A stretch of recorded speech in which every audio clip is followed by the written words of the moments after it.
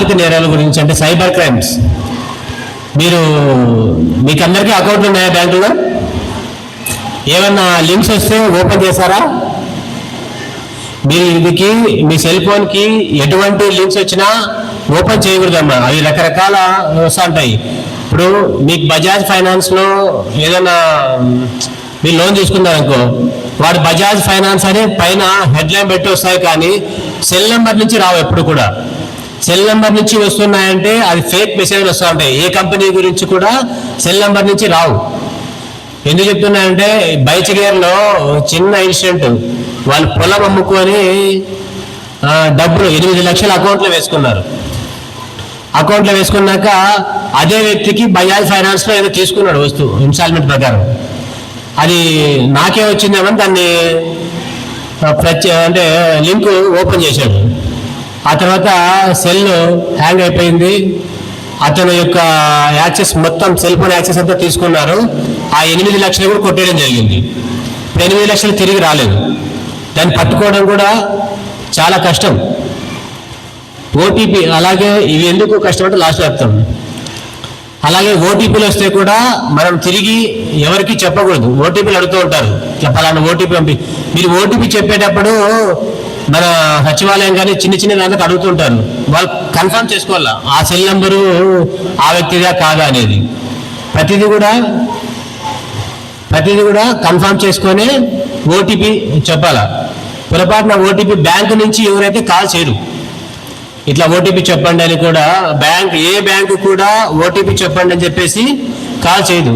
అలాంటప్పుడు మీరు మీ account number నుంచి వచ్చే ఏ ఓటీపీ కూడా చెప్పాల్సిన అవసరం లేదు. ఒకవేళ పొరపాటున మీ బ్యాంక్ అకౌంట్లో నుంచి డబ్బులకు అకౌంట్లు ఉన్నాయా బ్యాంకులో? ఏమన్నా లింక్స్ వస్తే ఓపెన్ చేశారా? మీరు ఇదికి మీ సెల్ ఫోన్కి ఎటువంటి లింక్స్ వచ్చినా ఓపెన్ చేయకూడదమ్మా. అవి రకరకాల వస్తూ ఉంటాయి.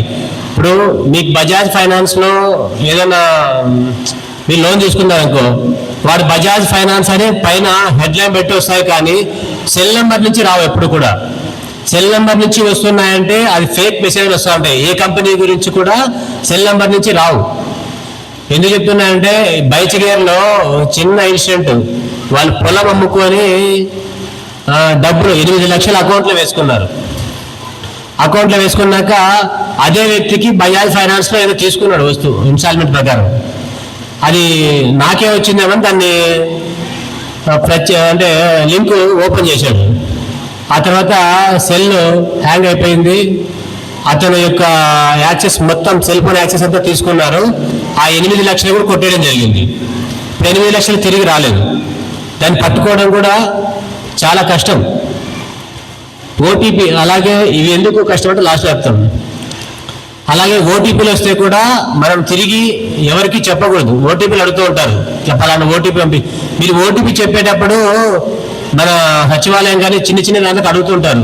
వాళ్ళు కన్ఫర్మ్ చేసుకోవాలా ఆ సెల్ నెంబరు ఆ వ్యక్తిగా కాదా అనేది. ప్రతిదీ కూడా కన్ఫర్మ్ చేసుకొని ఓటీపీ చెప్పాలా. పొరపాటున ఓటీపీ బ్యాంకు నుంచి ఎవరైతే కాల్ చేయరు.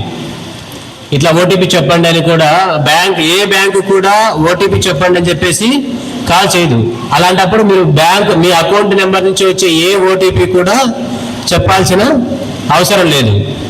ఒకవేళ పొరపాటున మీ బ్యాంక్ అకౌంట్లో నుంచి డబ్బులు కట్ అయితే ఏ నెంబర్కి కాల్ చేయాలి? ఎందుకంటే స్టార్టింగ్ న్యూలీ మ్యారేజ్ కపుల్స్ గురించి మొదలుపెడితే సరిపోతుంది అనుకుంటున్నాను.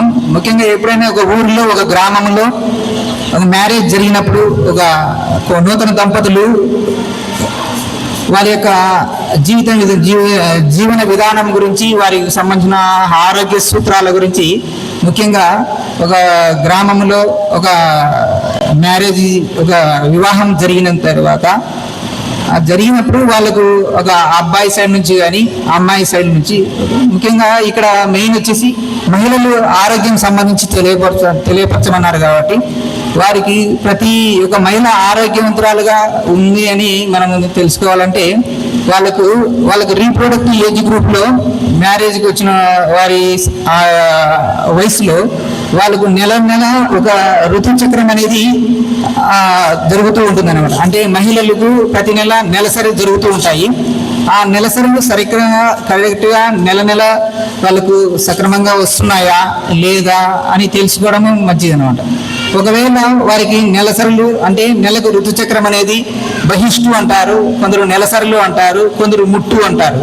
అలాంటివి సంబంధించిన వాటిలో ఏమైనా అది ప్రతి నెల 28 నుంచి 30 రోజులకు కానీ అలా వస్తూ ఉంటాయి అన్నమాట. ప్రతి నెల వస్తుంటాయి. అలా సక్రమంగా ప్రతి నెల రావడము అది దేవుడు మహిళల్లో పెట్టినటువంటి అది ఒక బ్లెస్సింగ్, వరం లాంటిది. కాబట్టి అది సహజంగా శారీరకంగా జరిగే ఒక గ్రామీణ బ్యాంకు వాళ్ళు ఎంచుకునే విధానం చాలా అద్భుతంగా ఉందని ముందుగా మీరు గ్రహించారో లేదో నేను గ్రహించాను.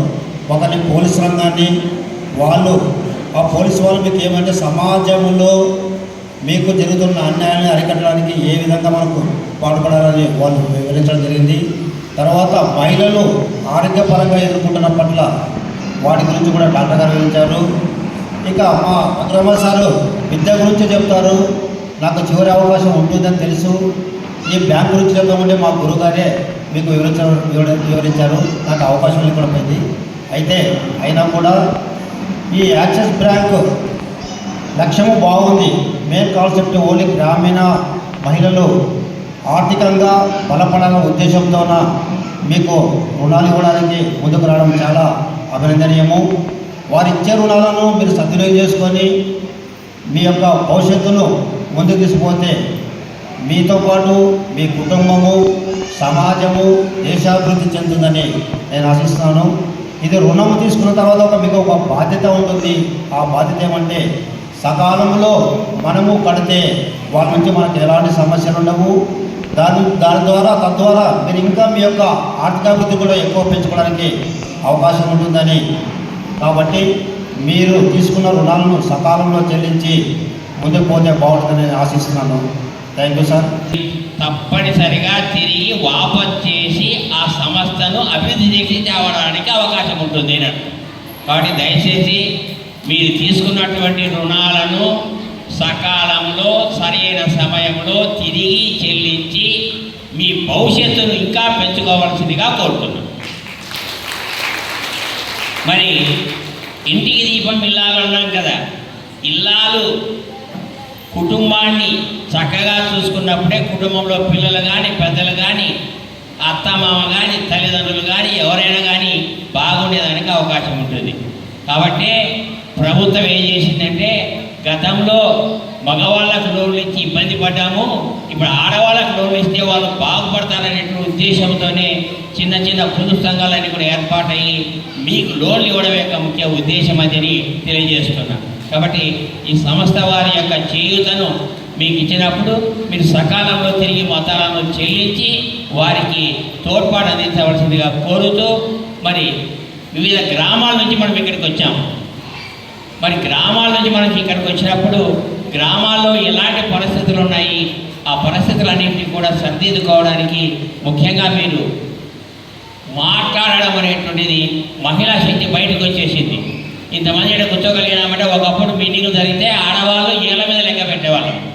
కానీ ఇప్పుడు ఇంతమంది ఆడవాళ్ళు ఇక్కడికి వచ్చినారంటే మహిళా శక్తి బయటకు వచ్చింది. కాబట్టి మీరందరూ కూడా ఉజ్వల భవిష్యత్తు ఉండి సరైన సమయానికి స్పందించి ఎవరైనా మనకు పని చేయకపోతే నిలదీసి అడిగేటువంటి శక్తి మీకు ఉంది. కాబట్టి ఆ విధంగా ముందుకు పోవాలని చెప్పి కోరుకుంటూ మీ యొక్క సరైనటువంటి సమయాన్ని సద్వినియోగం చేసుకోవాల్సిందిగా కోరుతూ నాకు ఈ అవకాశం ఇచ్చినటువంటి పెద్దలందరికీ కూడా మరొకసారి ధన్యవాదాలు. Thank you sir.